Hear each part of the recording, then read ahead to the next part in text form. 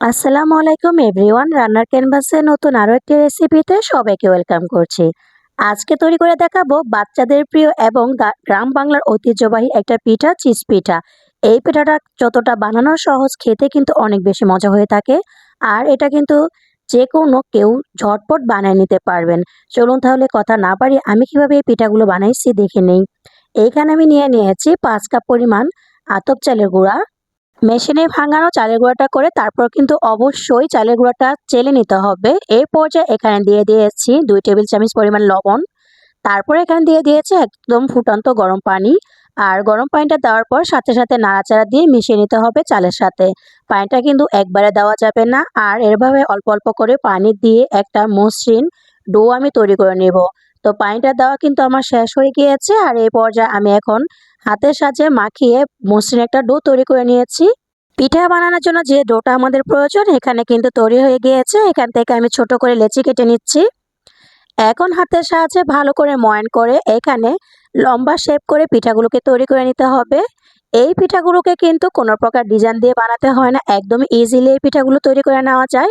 এইভাবে করে আমি সবগুলো পিঠাই বানাই নিচ্ছি।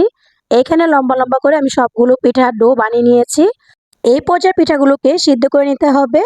এখন আমি চুলায় একটা হাঁড়িতে আগে থেকেই পানি বসিয়ে রাখছিলাম, আর পানিটা যখন বলক চলে এসেছে এই পর্যায়ে দিয়ে দিয়েছি জর্দার রং। আপনারা আপনাদের পছন্দ অনুসারে কালার দিয়ে নিতে পারেন। পিঠা বানানো যেহেতু একটা শিল্প, সেক্ষেত্রে যে যার যার মনের মাধুরী মিশিয়ে বা ভিন্ন কালার ভিন্ন ভাবে কিন্তু এই পিঠাগুলোকে তৈরি করে নিতে পারবেন। এখন যেহেতু এখানে জর্দা রং দিয়েছিলাম আর জর্দা রংটা একটু দলা পাকিয়েছিল, এখন আমি একটা ছাঁকনির সাহায্যে ওই দলাগুলো উঠিয়ে নিয়েছি। এই পর্যায়ে আগে থেকে তৈরি করা পিঠার ডোগুলো দিয়ে দিচ্ছি। আর এই পিঠার ডোগুলো কিন্তু ভালো করে সিদ্ধ করে নিতে হবে। আমি আজকে 2টা কালার পিঠা তৈরি করেছি, একটা সবুজ ছিল একটা অরেঞ্জ কালার ছিল। এই পিঠাগুলো আমি বিকেলে তৈরি করেছিলাম। তারপর পিঠাগুলো যখন সিদ্ধ হয়ে গিয়েছে একটা চালনির মধ্যে ছেঁকে রেখেছিলাম।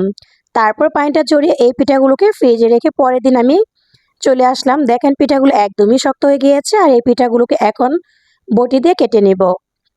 এই পিঠাগুলো কিন্তু বটির সাহায্যে কাটতে হয়, ছুরি দিয়ে কিন্তু এই পিঠাগুলোকে কাটা যায় না। একদম পাতলা করে, যতটা পাতলা সম্ভব ততটা পাতলা করে কেটে নেবেন। আর কিছুক্ষণ পর পর বটির মধ্যে তেল লাগিয়ে নেবেন, এতে করে পিঠাগুলো কাটতে সুবিধা হবে। এইভাবে করে আমি সবুজ কালার এবং কমলা কালার 2টা কালার পিঠা কিন্তু কেটে নিয়েছি। আমি একটু হাতে আপনাদের নিয়ে দেখিয়ে দিচ্ছি যে পিঠাগুলো আমি কতটা পাতলা করে কেটেছি।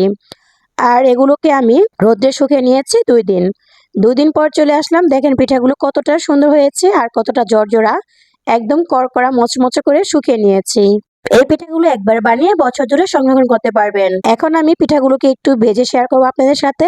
চাইলে এই পিঠাগুলো এইবার ঈদে কিন্তু ঝটপট বানিয়ে দিতে পারেন। আর এই পয়সা পিঠাগুলো কিন্তু বা চিজ পিঠা এই বাচ্চারা কিন্তু অনেক বেশি পছন্দ করে থাকে। শুধু বাচ্চারা না, বড়রা কিন্তু এই পিঠাগুলো পছন্দ করবে। আর বানানোটা কিন্তু একদমই সহজ। এই তো এখন আমি তেলের মধ্যে দিয়েছি পিঠাগুলোকে, তেলটা পর্যাপ্ত পরিমাণ গরম করে পিঠাগুলো এখন ভেজে নিয়েছি। ঝটপট আর ঝামেলা ছাড়াই কিন্তু এই পিঠাগুলো অনায়াসে তৈরি করা যায়। আশা করছি আজকের রেসিপি আপনাদের কাছে ভালো লেগেছে। আর যদি রেসিপি ভালো লাগে ভিডিওতে লাইক দিয়ে চ্যানেলটি সাবস্ক্রাইব করার অনুরোধ জানাচ্ছি। আজ তবে এখানে বিদায় নিচ্ছি। ভালো থাকবেন সবাই, সুস্থ থাকবেন। আল্লাহ হাফেজ। আসসালামু আলাইকুম।